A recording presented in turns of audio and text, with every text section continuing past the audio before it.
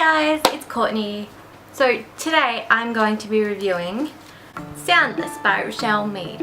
I quite enjoyed this book. It was very intriguing and fast-paced, so I'm going to give it a 4 out of 5 stars. I found, because it's quite short, I found that I could get through it in about 5 hours, probably quicker if I was reading continuously and faster. So what I liked about this book was that it was very sweet, which was nice. And I liked the folklore element as well. The Chinese folklore, it was quite different to anything I've read in the past. Though the folklore element kind of took a while to come through into the story. It happened in the last half of the book that the folk really came through. That was okay because the first half was really good too, and it was building up to this folklore element seeming realistic. Soundless is about a girl named Faye who is a citizen of a village that has been trapped by avalanches for generations. Now because they are trapped by avalanches and other elements that I'm not going to go into, they have lost their hearing. Nobody knows why at the beginning, but they have grown accustomed to it and there is nothing that they can really do about it. But as the book progresses, we find that some of the characters are beginning to lose their sight as well, and they have no idea why this is happening. But these people are in desperate states. Can you imagine having lost your sight and your hearing? It would be horrible. And these people are reduced to begging on the streets, only receiving a small half a bread roll each day for food. That's not enough. The characters seemed fairly real to me.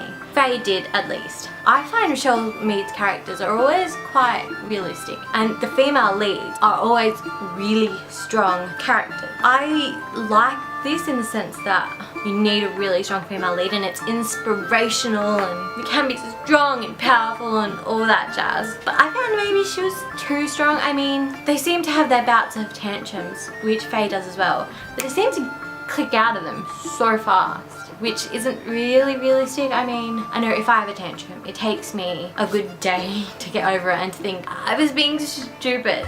Really, Courtney, you need to stop. Think.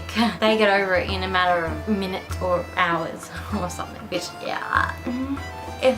I kind of get it in a fast-paced book. You need to have them getting over themselves quite fast. But anyway, Faye is an artist, so one of the most looked upon people in the village. She is very high up in the hierarchy and ranking, and her sister's an artist with her. What I found quite strange in this book, Faye is the younger sister that is protecting her older sister, which is different because normally you find it's the older sister having to protect the younger sibling, and it's like, oh yeah, okay, because they're the younger ones, you need to protect them. But no, Faye was quite protective over her older sister.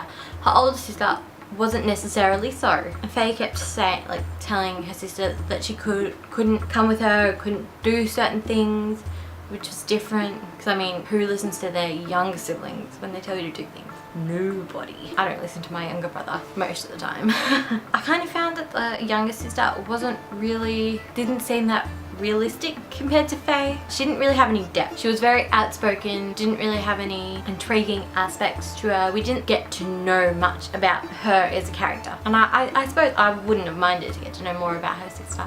Of course, in Richelle Mead books, there always has to be a love interest. And in this book, it is clear from the beginning who it is. We meet him and we go, yes, they're going to end up together. Yup.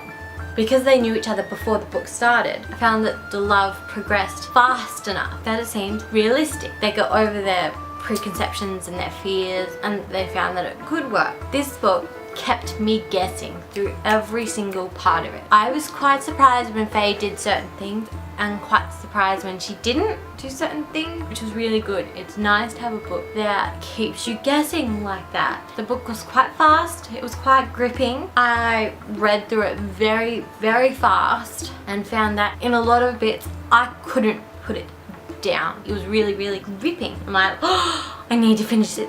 I need to finish this chapter. Come on, let me go. So yes, that's what I always love in a book. That kind of grippingness, that kind of, oh, I have to finish this page. I have to know what happens. Richelle Mead had some very good descriptions in her book. I found that I could really picture what she was saying, and her use of words and descriptive words was quite fascinating, and you were like, oh, that sounds amazing. I would really like to see that. So you picture it in your mind and it's like, oh my god. this world is amazing. I love it when she does that. Richelle Mead has the greatest description. I quite liked it. It was a good fast read. I found that this kind of book is great for book hangovers. So if you've got a book hangover from a series, especially maybe some of Richelle Mead's stories like Vampire Academy or the Bloodline series, this is a great book to pick up because it has the same aspects, the same kind of writing style, which is nice. But it's the kind of book where, because it's a standalone and it's quite short, you don't get as attached to the characters, and it's sweet, it's folklore-like, it's fast, it's really good. I would highly rate this for just a quick, fun read. And I rate it 4 out of 5 stars. I hope you like this book review. Give me any tips you have or anything. Give this video a thumbs up, subscribe, and I will see you next time. Have a good week. Bye! Hey, it's Courtney. So I thought it was time to do my February/March book haul, considering I have a lot of books here. I think there's 30 odd, which is really bad. Let's go. The one I'm most excited about is this one, Lady Midnight by Cassandra Clare. It is so exciting. This one is based in Los Angeles, which is good. So I've been to both Los Angeles and New York. We'll see if it's real. Seems to be the same. Anyway, I'm so excited to read this one. I will definitely keep you all updated. Yay!